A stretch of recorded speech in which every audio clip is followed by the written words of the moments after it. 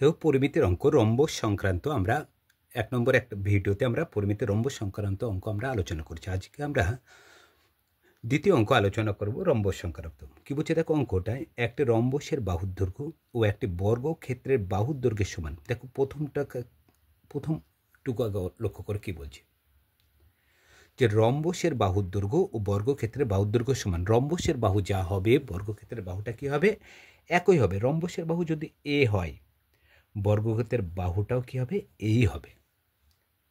তাহলে কি আবার দেখে দ্বিতীয়টি জায়গায় বলছি, দেখো বর্গক্ষেত্রের কর্ণের দৈর্ঘ্য দেওয়া আছে কত, 40√2 সেমি। দেখো এত দূর পর্যন্ত আগে অঙ্কটা দেখো। দেখো আমি এ বি সি ডি আমি একটা চিত্র অঙ্কন করলাম। এখানে দেখো নাম দিলাম না, এটা না রম্বস না বাহু, কিছু নাম আমি দিচ্ছি না। আগে লক্ষ্য করো, এটা দেখো রম্বস কেন, বর্গক্ষেত্র চারটি বাহু কি পরস্পর, দেখো চারটি বাহু পরস্পর সমান, বর্গক্ষেত্র বলা যাবে, এটা রম্বসও আছে।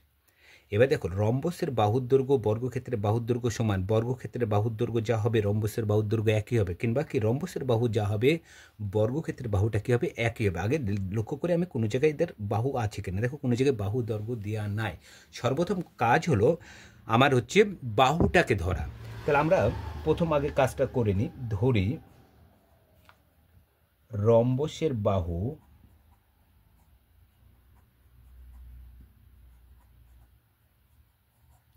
সমান বর্গক্ষেত্রের বাহু।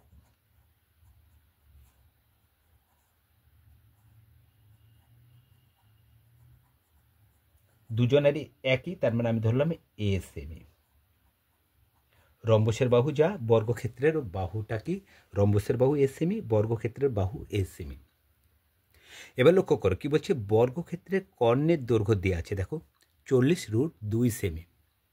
এখান থেকে লক্ষ্য করো আমরা কিন্তু বর্গক্ষেত্রের কর্ণের দৈর্ঘ্য থেকে আমরা বর্গক্ষেত্রের বাহু আমরা কিন্তু বের করতে পারি। বর্গক্ষেত্রের কর্ণের দৈর্ঘ্যের ফর্মুলা, কর্ণ বর্গক্ষেত্রের √2 ইন্টু বাহু। এটা হচ্ছে বর্গক্ষেত্রের কর্ণের দৈর্ঘ্যের ফর্মুলা। তাহলে এখানে দেখো √2 ইন্টু বাহু, এখানে বাহু আমি জেনে গেছি কত, এ।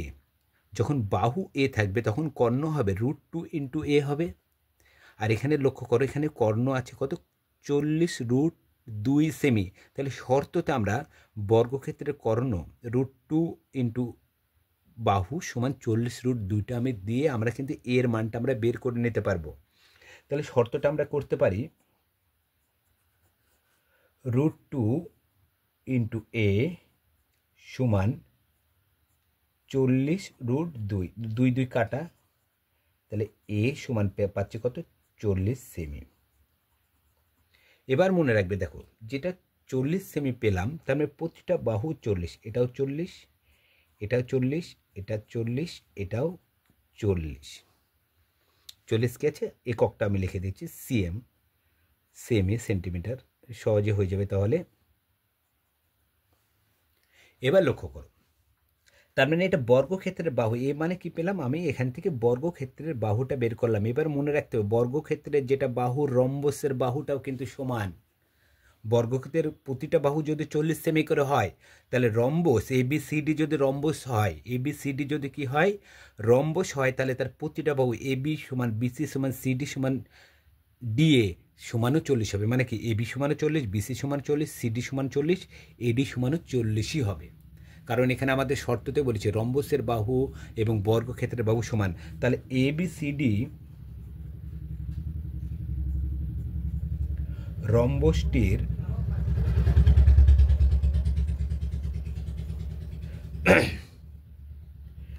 লিখতে পারি এবি সমান বিসি সমান সিডি সমান ডিএ সমান 40 সেমি করতে পারি আমি, কারণ প্রতিটা বাহুর দৈর্ঘ্য কী আছে, সমান আছে। এটাও 40, এটা 40, এটা 40, এটা 40। এখানে কেন 40 সেমি করতে পারলাম, কারণ এখানে উল্লেখ করা আছে বর্গক্ষেত্রে যেটা বাহু রম্বসের বাহু কী হবে, একই হবে। এবার লক্ষ্য করো, এটা 40 আছে, এটা 40 আছে, এটা 40 আছে, এটা 40 আছে, আমি বাহুটা পেয়ে গেলাম। এবার লক্ষ্য করি, যদি রম্বসের কর্ণের অনুপাত 3:4 হয় তবে রম্বসটির ক্ষেত্রফল। এবার মনে রাখবে রম্বসের ক্ষেত্রফলের ফর্মুলা কি, কালকে করেছিলাম, হাফ ইন্টু কর্ণদ্বয়ের হয়নি, কর্ণদ্বয়ের গুণফল। তাহলে রম্বসের ক্ষেত্রফলের ফর্মুলা কি আসছে? হাফ ইন্টু কর্ণদ্বয়ের কি আসছে? গুণফল। এটা হলো রম্বসের ক্ষেত্রফল। তাহলে রম্বসের কর্ণ আগে আমাকে জানতে হবে, তাহলে কিন্তু আমি রম্বসের আকারের ক্ষেত্রফলটা আমরা নির্ণয় করতে পারবো। আগে জানতে হবে রম্বসের কর্ণটা আমি জানি কিনা। দেখো এখানে কর্ণ দেওয়া নাই, কিন্তু অনুপাতটা দেওয়া আছে একটা 3:4।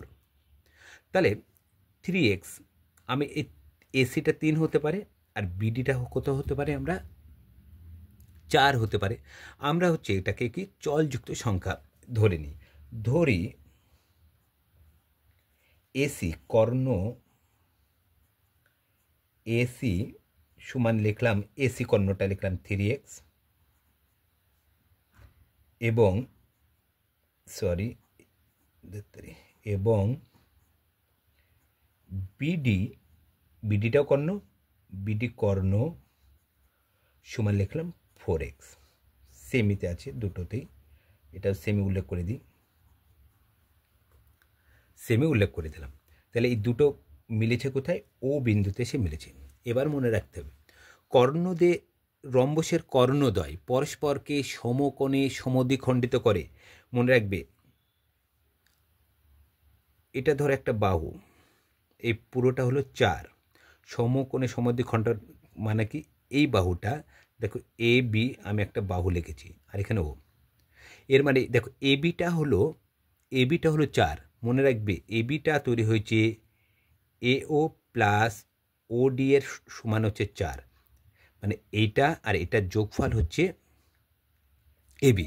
তার মানে কি, আমরা যদি এ ওর মান জানতে চাই, তাহলে 4কে আমরা 2 দিয়ে ভাগ করে দিলেই আমরা এ ওর মান বেরোতে থাকে। এটা 2, এটা 2, 2 2 যোগ করো, 4 চলে আসছে।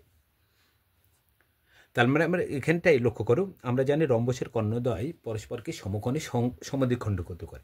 তার মানে এ ও আর ও সি, এই দুটো যোগফলই হচ্ছে এসি। আবার বিও ও ডি, এই দুটো যোগফলই হচ্ছে বিডি। তার মানে নিশ্চয় আমরা এ ও সমান ও সি সমান আমরা করতে পারি 3x/2 সেমি।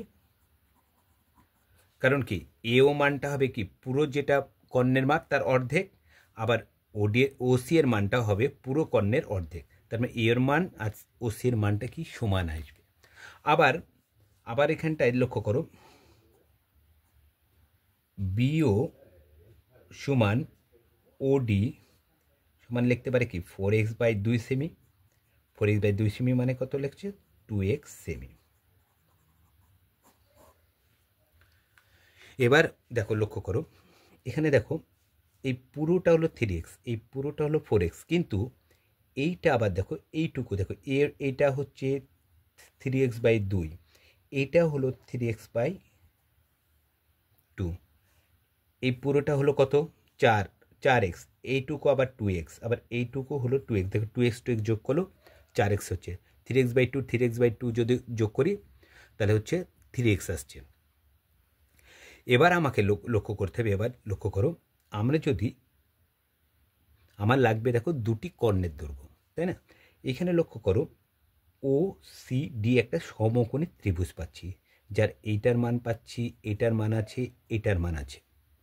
এক্ষেত্রে আমি যদি এক্সের মানটা আমি যদি নির্ণয় করতে পারি, তাহলে কিন্তু কর্ণ দুটির মান আমার বেরিয়ে যাবে। কারণ দেখো এখানে এক্সের মান বসে দিলে এসি কর্ণ হয়ে যাবে, এখানে এক্সের মান বসে দিলে বিডি কর্ণের দৈর্ঘ্যটা আমার বেরিয়ে যাবে। তাহলে আমরা সমকোণী ত্রিভুজ পাচ্ছি, তাই না? তাহলে ও সি ডি একটা সমকোণী ত্রিভুজ, ও সি ডি সমকোণী ত্রিভুজ থেকে তাহলে সমকোণী ত্রিভুজ থেকে কী পাই? আমরা কীভাবে করেছিলাম?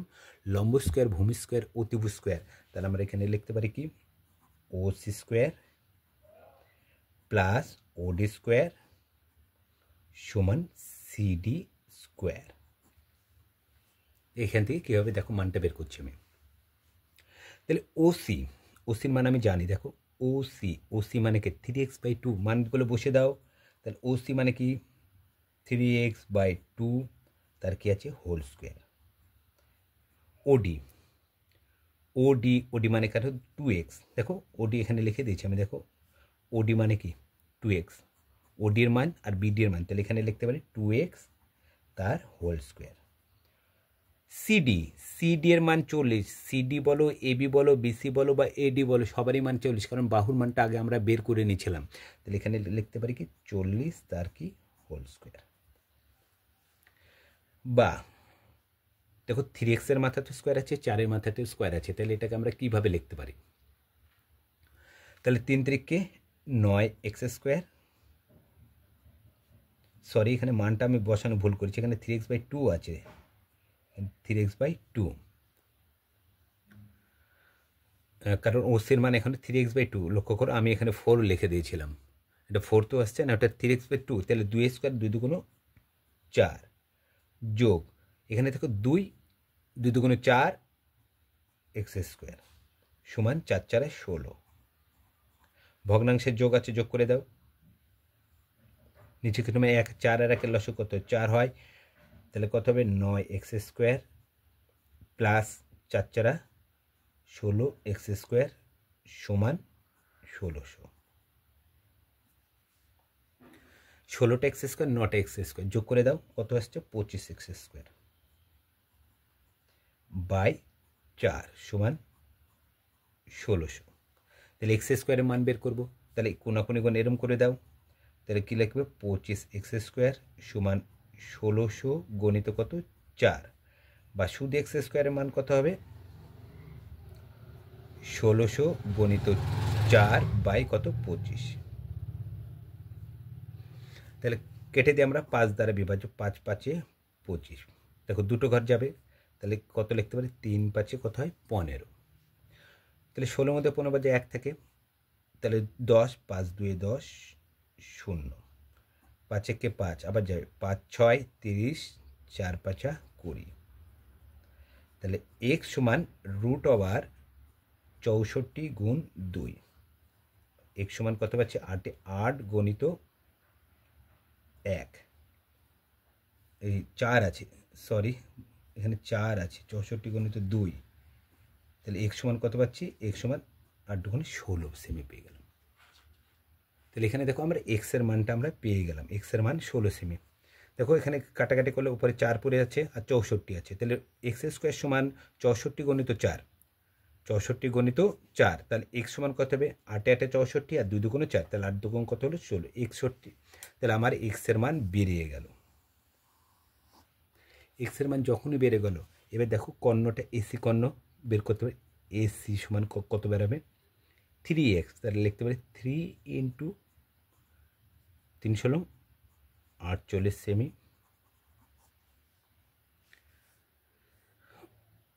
বিডি কর্ণ বের করো, বিডি সমান 4x, তাহলে কি লিখতে পারি 4 ইন্টু 16 সমান 64 সেমি। তাহলে দেখো এখানে বিডি এসি কর্ণও পেয়ে গেলাম, বিডি কর্ণ। এবার রম্বস আকারের ক্ষেত্রফল নির্ণয় করতে হচ্ছে, এবার রম্বসের ক্ষেত্রফল আমরা সহজেই, অতএব রম্বসটির ক্ষেত্রফল কত হবে, রম্বসটির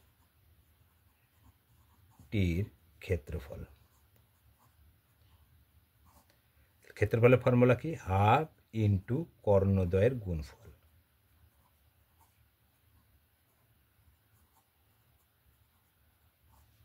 আর একটু ভেঙে করি, হাফ কর্ণ কি আছে এসি গণিত বিডি একক, হাফ এসির মান কত, এসি পেয়েছি কত দেখো এখানটায়, এসি হচ্ছে 48 গণিত বিডি কত পেয়েছি দেখো এখানে, বিডি 64 বর্গ সেমি, তাহলে কেটে দাও 24, তাহলে 24কে 64 দিয়ে গুণ করলে আমার উত্তরটা হয়ে যাবে, হচ্ছে 64 মানে হচ্ছে 1536 বর্গ সেমি। তাহলে রম্বসটির ক্ষেত্রফলটা আমার বেরিয়ে গেল। তাহলে কি আমরা দেখো রম্বসটির এখানে যেহেতু বলেছিল বাহু আর বর্গক্ষেত্রের বাহু যেহেতু এক, তাহলে যে কোনো একটার বাহু আমাকে বের করতে হতো। দেখো আমি যেহেতু এখানে বর্গক্ষেত্রের বাহুটা কেন বের করতে চাইলাম, কারণ এখানে কর্ণদৈর্ঘ্য দিয়ে আছে, এর কর্ণদৈর্ঘ্য থেকে আমরা কোনো সহজেই আমরা কি বর্গক্ষেত্রের বাহুটা বের করতে পারবো, সেজন্য আমরা কী করলাম বর্গক্ষেত্রের বাহুটা আমরা বের করে নিলাম। যখনই বর্গক্ষেত্রের বাহুটা বেরিয়ে গেল, আমরা বর্গক্ষেত্রের বাহু পাওয়া মানে সেটা রম্বসেরও বাহু হবে, তাহলে সেটা রম্বসের বাহু যখনই পেয়ে গেলাম, এবং কর্ণের অনুপাতটা যেহেতু দেওয়া আছে তাহলে অনুপাতটা যখন আমরা লিখে দিলাম, তাহলে আমরা জানি কর্ণদ্বয় সমকোণে বিভক্ত করে, তাহলে অর্ধেক অর্ধেক আমরা পেয়ে গেলাম। যখন একটা পেয়ে গেলাম তখন এখানে সমকোণী ত্রিভুজ পেয়ে যাচ্ছে, ত্রিভুজ থেকে আমরা এক্সের মানটা আমরা বের করলাম। এক্সের মান পাওয়া মানে আমরা কি দুটো কর্ণের মান পেয়ে গেলাম, দুটো কর্ণের জায়গায় আমরা কি, আর ত্রিভুজ আমরা রম্বসের ক্ষেত্রফলের ফর্মুলা কি জানি, হাফ ইন্টু কর্ণদ্বয়ের গুণফল। তাহলে কর্ণদ্বয় এসি আর বিডি, তাহলে এসি এবং বিডি এর মান বসে দিলাম, তাহলে কি আমার হচ্ছে রম্বসটির হচ্ছে ক্ষেত্রফল বেরিয়ে গেল। তো অঙ্কটা আমার দু জায়গায় একটু মিস্টেক হয়েছিল, ওটা অবশ্যই একটু দেখে নেবে। দেখো 64 জায়গায় এখানে একবার ভুল লিখেছিলাম, আর এক জায়গায় ভুল করেছিলাম, এই যে এই জায়গাটা এখানে হচ্ছে 2-এর জায়গায় 4 লিখে দিয়েছিলাম। এই জায়গাটা একটু তোমরা খেয়াল রাখবে, আমরা একটু মিস্টেক হয়ে গেছে। যাই হোক, বাদবাকি আছে, তোমরা একবার চেষ্টা করবে যেরমভাবে আমার অঙ্কটা করলে এরমভাবে পরীক্ষাতে হচ্ছে নামানোর। এরমভাবে যদি তোমরা পরীক্ষাতে নামাতে পারো, তোমাদের কিন্তু একটা নম্বরও কাটার সম্ভাবনা থাকবে না, সেক্ষেত্রে তোমরা কিন্তু ফুল নম্বরটা পেতে পারো তোমরা। সেই জন্য আমরা যেভাবে আমরা অঙ্ক করব সেভাবে তোমরা পরপর সেইভাবে নেওয়াবে, যেন অঙ্ক কোনো জায়গায় হচ্ছে আমাদের হচ্ছে হাফ নম্বরও কাটতে না পারে, এবং প্রতিটা অঙ্ক শেষে অ্যান্সার কথাটা লেখার চেষ্টা করবে। আমি প্রতিদিন আমি উল্লেখ করি আমার যে নতুন চ্যানেল ম্যাথ সাইন, এখানে যেতে পারো দুপুর 12টার সময়, এবং আমার আর একটা হচ্ছে তোমাদের এখানে আছে 6টার সময়তেও এখানে একটা শর্ট ভিডিও ছাড়া হয়। বিভিন্ন কম্পিটিশন পরীক্ষার যে সমস্ত অঙ্কগুলো আছে আমার এই দুটো চ্যানেলে আমি একটা করে ছেড়ি, একটা ম্যাথ সাইনে একটা ছেড়ি দুপুর 12টার সময়, আর হচ্ছে এখানে ছেড়ি সন্ধ্যা 6টার সময় একটা হচ্ছে কম্পিটিশন পরীক্ষার অঙ্ক ছেড়ি। যেখানে বিভিন্ন কম্পিটিশন পরীক্ষার অঙ্কগুলো তোমরা এই দুটো চ্যানেল থেকে, যদি আমার এই দুটো চ্যানেল থেকে কালেক্ট করতে পারো, অন্যান্য কম্পিটিশন পরীক্ষায় তুমি সহজেই পাস করবে, এবং তাছাড়া হচ্ছে তুমি কমন পেয়ে যাবে একই টাইপের অঙ্ক। আর এখানে যেহেতু ফর্মুলার সময় উল্লেখ থাকে, তাহলে তুমি বুঝতে পারবে যে কীভাবে অঙ্কগুলো করতে হবে। তোমার যদি চ্যানেলটা ভালো লেগে থাকে তোমাদের, তাহলে লাইক কমেন্ট শেয়ার করো, যেটা আমি হচ্ছে কাজ করার উৎসাহ পাই। তো পরিমিতির আমরা এখনও বেশ কিছু ভিডিও করব, সামনে পরিমিতির আরেকটা অঙ্ক নিয়ে আসবো। তত পর্যন্ত তোমরা ভালো থেকো।